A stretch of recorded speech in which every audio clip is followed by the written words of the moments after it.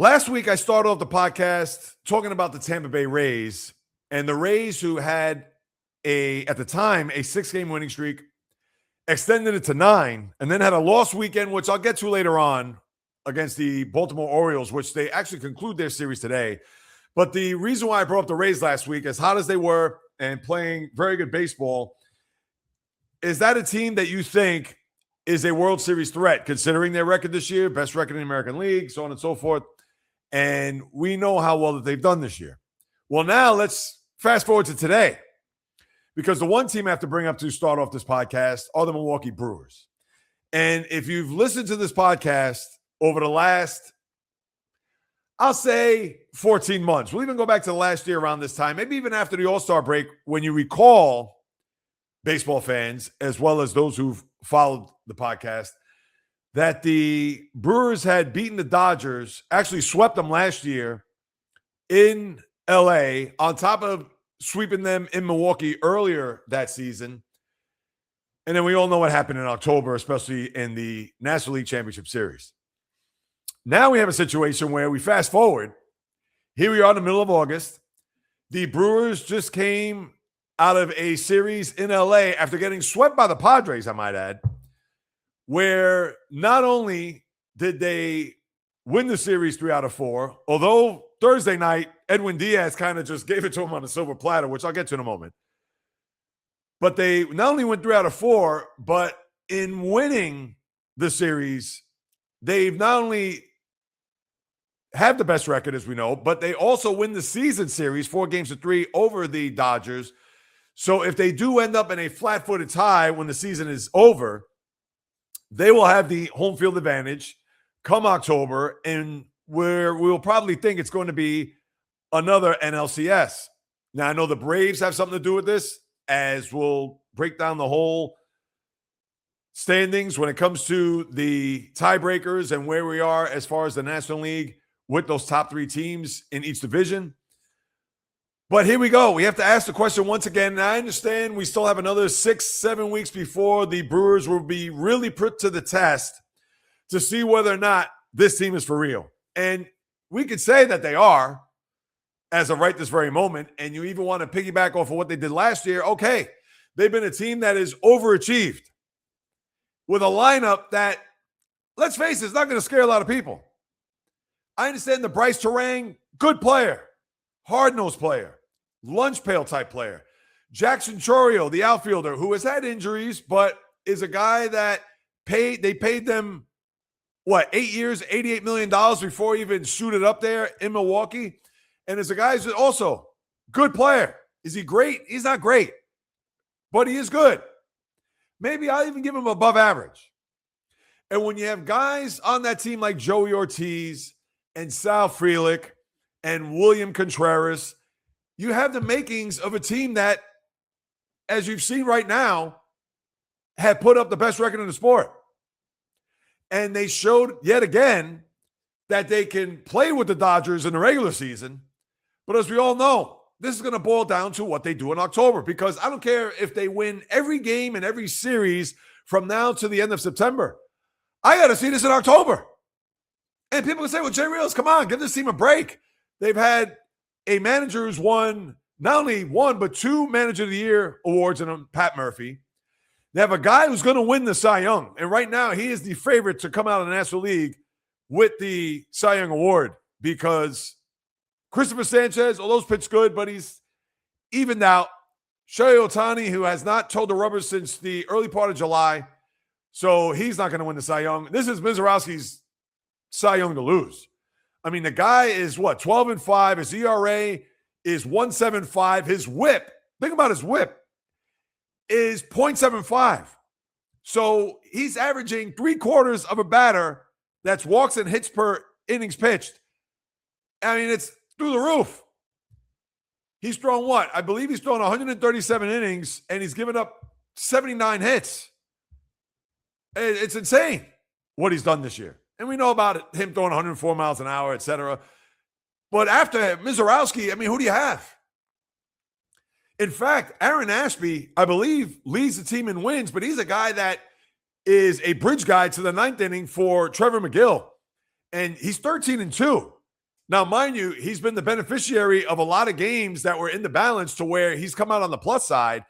But when you look at this starting rotation, I mean, other than Mizorowski, you don't have anybody that's going to blow your socks off. I'm sorry. And I understand you got to give them their due. You got to give them their credit, tip the cap for what they've done this year. They're a mid-market team. And we talked about the same thing with the Rays. And I understand it's almost like a carbon copy of what I talked about last week at this time. And the Brewers, they find diamonds in the rough. This isn't an organization that's going to have that one guy or two guys or a few guys that are coming up through the minors that are in the top 10 or top 25 prospects in baseball to where, wow, they got the makings of a big-time team. I gave you pretty much who their starters are. So it's not a situation where you're going to look at and say, oh, yeah, they have this guy who is a legitimate, bona fide, perennial all-star or all-stars. They don't have that. And other than Mizorowski in this rotation, I mean, you're going to piecemeal it with guys like Brandon Sproat, who I understand they got in the trade for Freddie Peralta, and Kyle Harrison, who they got in the trade for the Red Sox when the Red Sox picked up Chad Durbin. And I was even questioning whether or not the Red Sox made the right deal, considering that Harrison was part of the Rafael Devers trade, and here they are already just sending this guy to Milwaukee. And these are guys that have pitched well enough, but when we get to October, if Mizorowski loses game one, what happens? I mean, he's going to be the guy that's going to have to carry this mail. And could you imagine if they brought in a guy like Tarek Skubal at the deadline, which they did not, of course. But the Brewers, here they are at this juncture of the year, and still another 6 weeks ago before we get to October, and they're going to get a bye, so they're going to be in a division series when it's all said and done. But the one thing that I have to say is that this team, although constructed very well and have overperformed, even going back to last year, they had 97 wins and the best record in the sport. And this year, they're on pace to have the best record yet again. But am I going to sit here on August 17th to believe that this Brewer team, can they get to a World Series? Of course they can. But do I think in my heart of hearts, when it's all said and done, even after what you saw this weekend where the Dodgers couldn't score a run and Kyle Tucker's dropping fly balls and Tommy Edmonds booting balls and Edwin Diaz is spitting it up again, where people are going to say, oh, well, the Brewers, forget about it. They're going to dismantle the Dodgers. Let me see this exactly 2 months from now when we're in an LCS, when it's Brewers Dodgers again, and the home field is in Milwaukee, to where we could sort out all of the issues that the Dodgers have had between now and then, and all of the plus that we've seen between the Brewers now and then, and let's see where they stack at that time. That's it. And until the Brewers beat the Dodgers 4 out of 7, then I could say, you know what? This is going to be their year. As you see in the thumbnail, is this their year? I'm not going to say it is. Because as we all know, the Dodgers are in hole, and that's not an excuse, it's just a fact. And I get it that you have players who have been struggling, Diaz in particular, where that signing, although it's the Dodgers, I mean, they could send Tanner Scott home for the World Series, paying him $18 million a year, and it's like, it's dirt off the shoulder, to take the song from Jay-Z many moons ago. But the Brewers, as much as I'm throwing cold water on them, and people could say, Jay Reel's pipe down, let's see what happens when you get to October. And yeah, you're right about that. I'll give it to you. But what am I going to see, or what am I'm going to look forward to October that I see now in August that's going to make me change my mind? Remember, they had a 5-game series against the Cubs in the division series. And granted, it was all home field. Brewers won the first 2 games. Cubs won the next 2. And then it's their heated rivals. I know it's a very underrated rivalry. They're 90 miles north of the Windy City. But if the Brewers would have meant business, they would have won that series in 3, if not 4 games. No, that had to be pushed to a 5th game. Did they win? They did. But then what happened in the next series? And Ohtani destroyed him in game 4, both on the mound and at the plate. And I understand people could tell me, well, Jay Reels, everything is last year. Everything is what happened in the past, that we can't bank on that. We only can look ahead. Of course, I know that. But if you're going to tell me my gut and what it's feeling, and one more time, I got to give credit to the Brewers. I do. But how many times have we seen in any sport? Doesn't matter. Everybody's talking about the Pistons last year. No offense, J-Rod, if you're on right now. Everybody was talking about the Pistons. Oh, look at this. Pistons, 60-some-odd wins.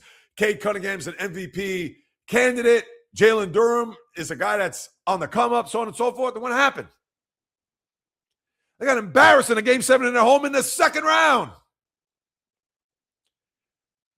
There's millions of examples that we could talk about teams in the regular season, what they've done. How about the Colorado Avalanche last year in hockey? They had the most points in the sport, and we know about the President's Trophy. I've said that a million times, but this was a team that dominated the first two rounds of the playoffs. They lost one game. They were 8-1 and were up 3-0 on Minnesota before Minnesota won Game 4, and then they beat them in Game 5 in their building. And you're thinking, geez, Colorado, I mean, they're unstoppable. I mean, what more can you see from this team? Chances are they're going to collide with the Carolina Hurricanes in the Stanley Cup final. Vegas said, wait a second. Hold my beer, as they swept Colorado in the conference final. And right, we can't base this on whatever's going on throughout the regular season, so on and so forth. We got to look at October. And yes, October is still technically 6 weeks away, but by the time the Brewers start playing, you're going to think after a bye, we're going to say 7 weeks from now. That's where they're going to be judged. Because I don't want to hear if they have another best record in the sport and they get to an NLCS, and even if they if they lose in a seventh game to the Dodgers in their building in 40 innings, I still don't want to hear it. Because that team was primed to get to a World Series more so this year than last. Last year, you want to say, all right, 2 years ago, they pumped the brakes with the Mets, the Alonso home run, Devin Williams, they lost in the wild card round. All right, fine. Last year, all right, they got swept by the Dodgers. What's the excuse this year? What is it? Because this team has played so well over the last technically 3 years that now it's time for them to take that leap. All right, they lost in crushing fashion in the wild card. They got embarrassed in the LCS. To me, it's the World Series. And one more time, they can win every series out and win however many games they have left on their schedule, 40-some-odd games, and they can win 110 games. I don't care. Until they're the last team standing with the trophy over their head, then I have nothing else to say but give them all the props and the standing O's in the world. And I will do that. You guys know me. But until then, eye test. I'll believe it when I see it. And that's it. I don't know how else to put it. I don't know what else to say. I don't know how else to break it down. But until I see it, I'll believe it. So that's the deal with the Brewers to start us off here.